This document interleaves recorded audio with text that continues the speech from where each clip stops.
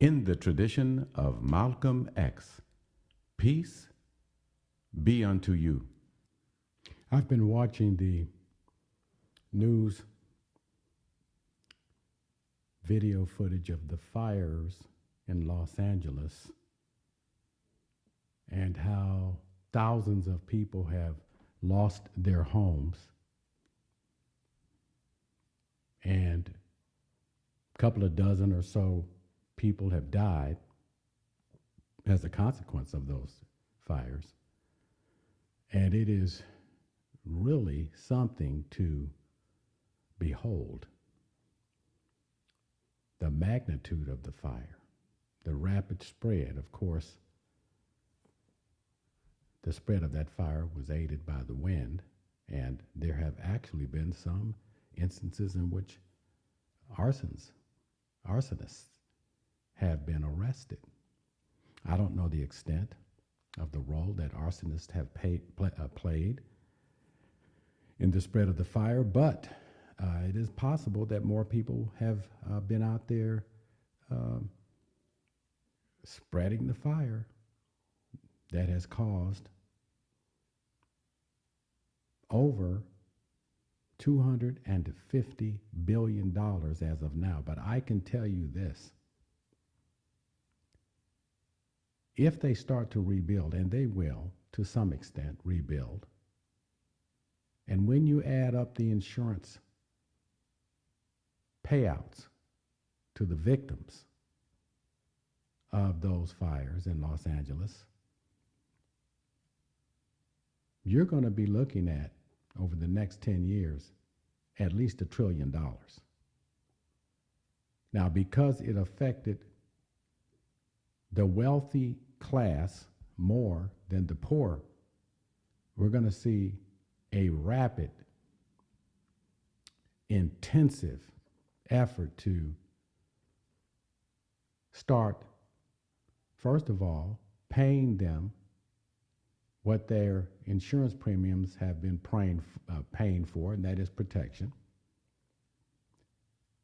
And we're going to see the state and we're going to see the county of Los Angeles pitch in.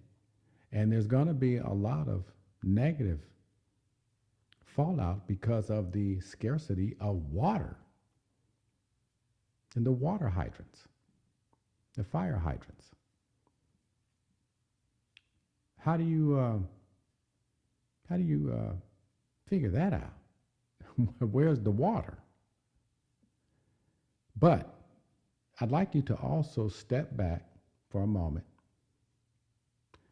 and realize that as bad as the fire in Los Angeles is right now, as I speak to you on January 18th, there have been many fires in California going back to 2012. The Rush Fire, the North Complex Fire, the Creek Fire, the Paradise Fire. And I can remember being in the Bay Area on the day that all the schools were closed because of the smoke. You could not see the Bay Bridge. You could not see it. You could not see 100 yards, 50 yards in front of you. There was so much smoke from one of the major fires.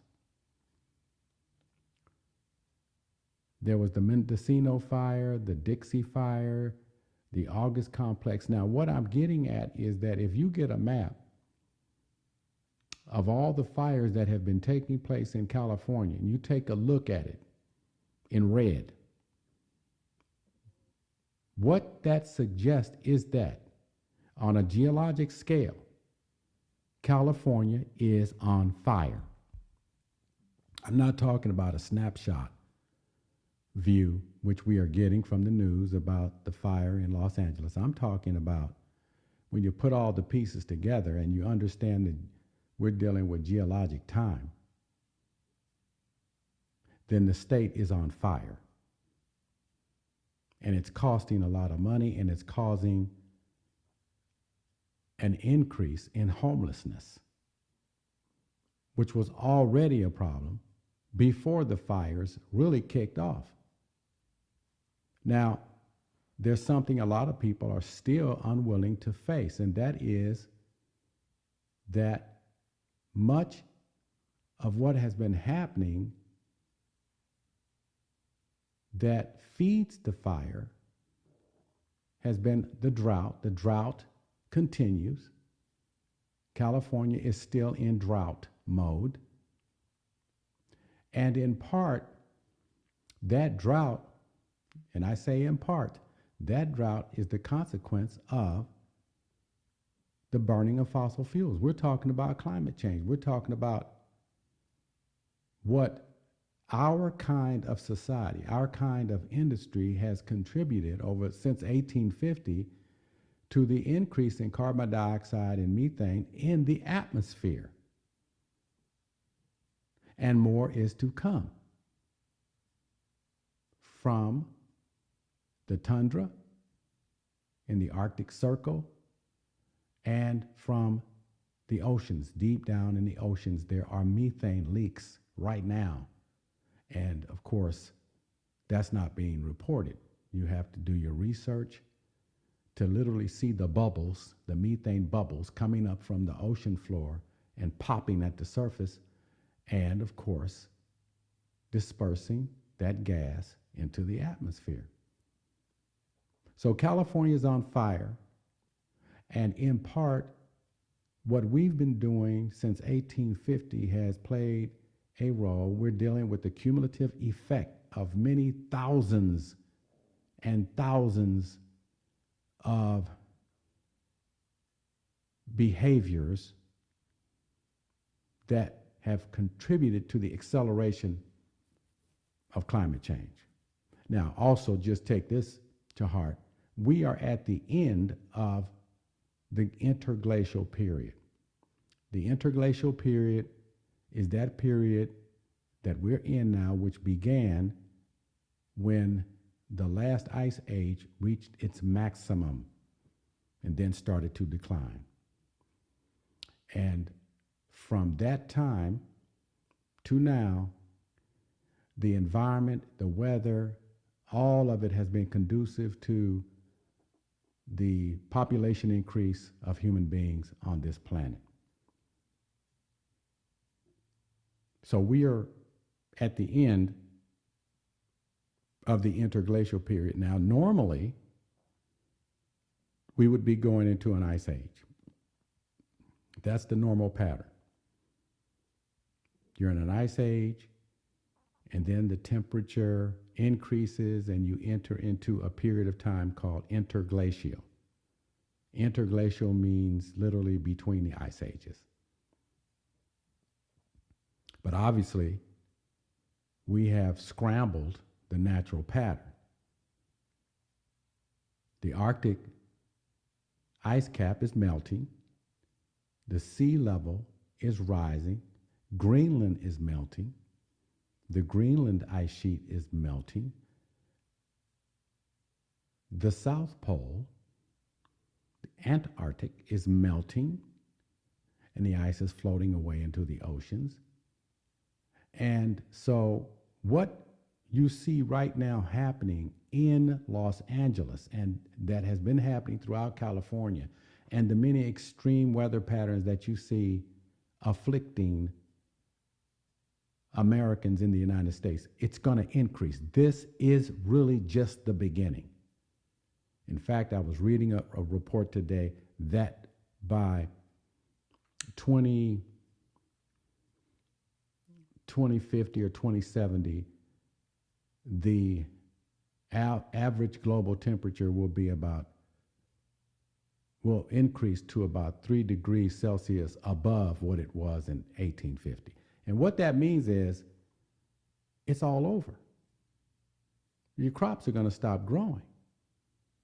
There's going to be medical emergencies having to do with disease, the spread of disease. All of these things are coming.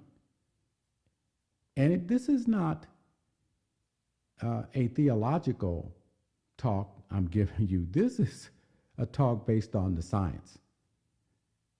That we are in the 6th extinction. And many people are in denial of it. They want to make the contrary argument. Fine, you have a right to make the contrary argument. I'm not going to bother you. But what concerns me is that you don't do the math. You don't do the study, the research, and then you don't do the math. And if you were to do that, you would be forced, you would be compelled to change your mind. But California is on fire, literally. If you step back and you look at it on the cosmic scale, you would just see the state burning up. And that's where we're at right now. And we're going to have sea level rise that's going to erode the beaches. So they're going to build houses again on the beaches. And then, of course, sea level rise is going to cause other types of problems. Earthquakes will cause tsunamis. Eventually, we're going to have tsunamis on the coast of California, somewhere from Eureka down to San Diego. This is a very bad situation. And let me tell you something. If you don't have a plan, you should be scared. Now, when you add that to the international problems that we're having, I mean, think about it. Step back and do a reality check.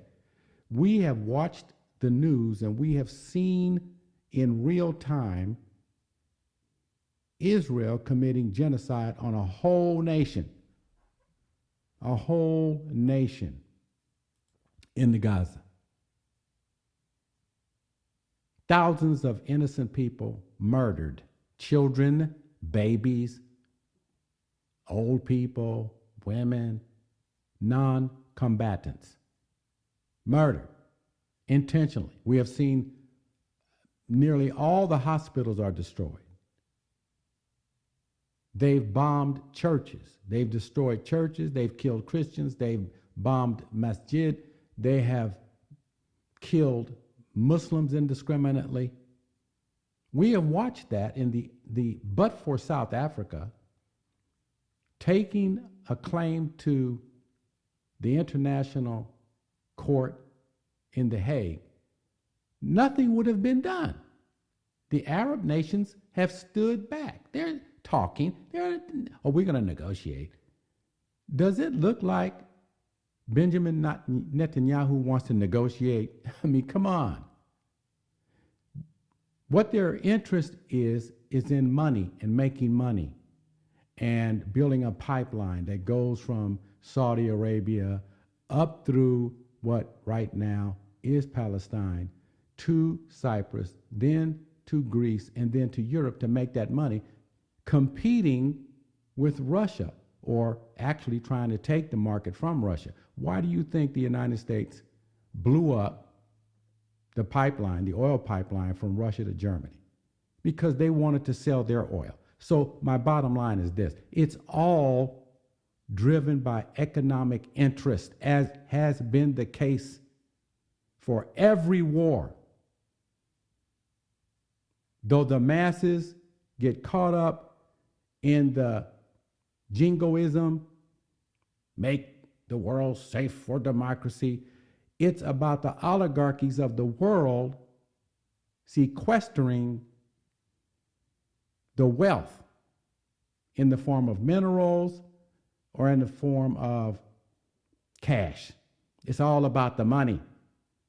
And the masses remain stupid because they just refuse to do a reality check and realize what this is really all about. And don't think your institutions are standing on the sideline making the moral arguments. The religious institutions have been walking hand in hand with the oligarchs and the militarists, or the military industrial complexes that exist in all the different nations, because they have an interest, their priesthoods have an interest in keeping control, mind control over their followers. What do you think the word government means? It means steer the mind, steering the mind. Look at the word. Government, ment, M-E-N-T, is the Latin word for mind, mens.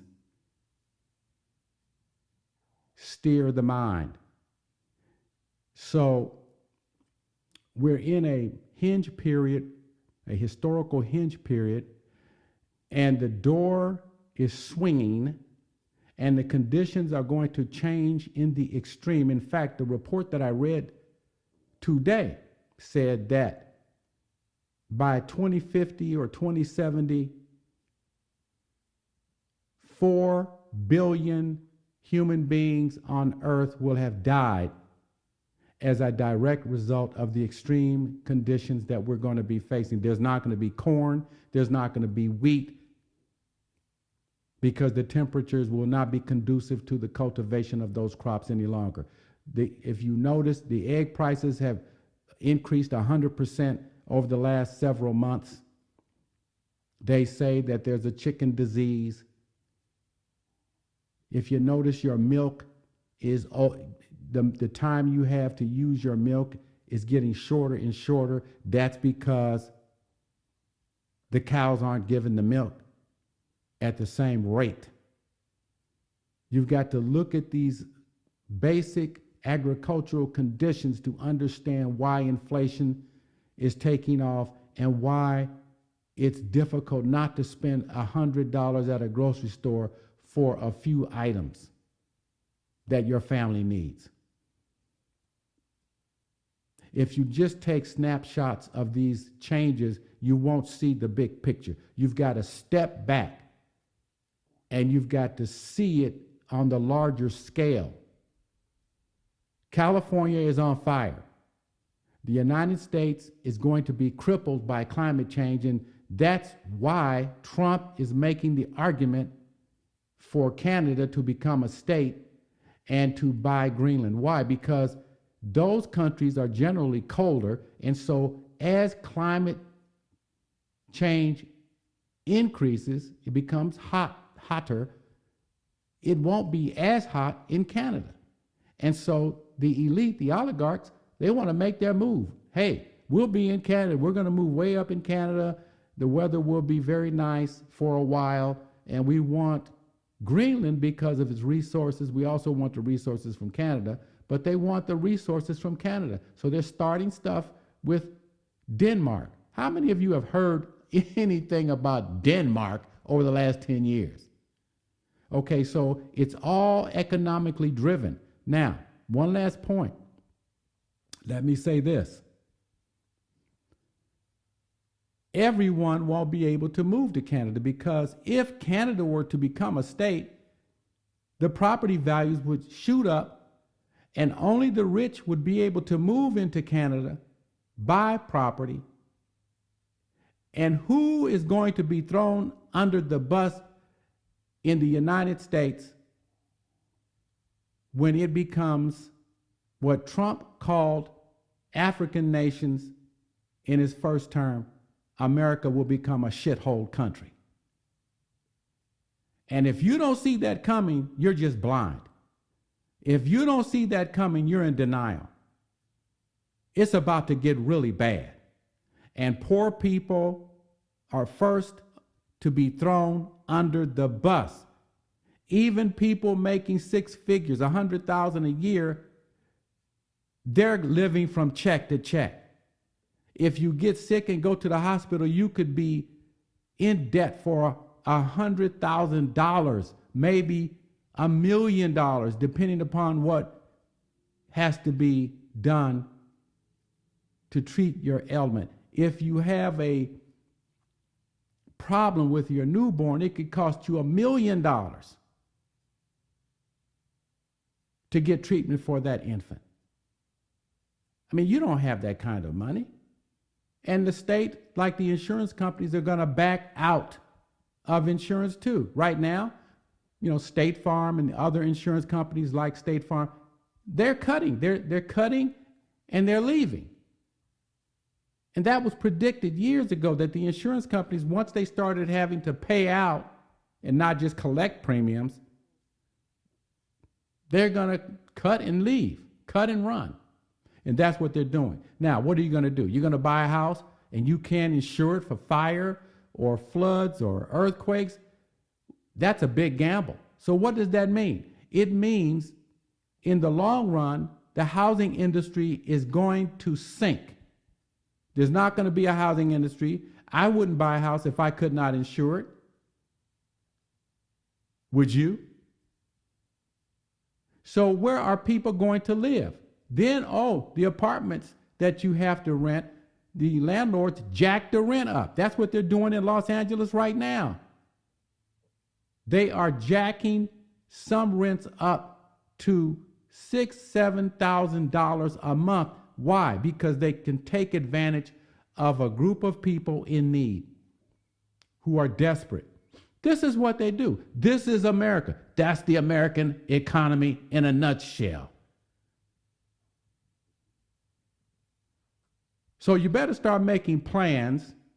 And since you can't do it alone, you're going to have to work with your neighbor or neighbors. You're going to have to come up with a plan, and I mean a survival plan.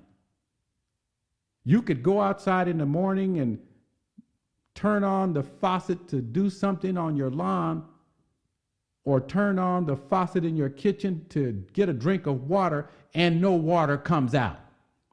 Because that's what happened to the fire departments in Los Angeles just within the last 4 or 5 days. So things are about to get so bad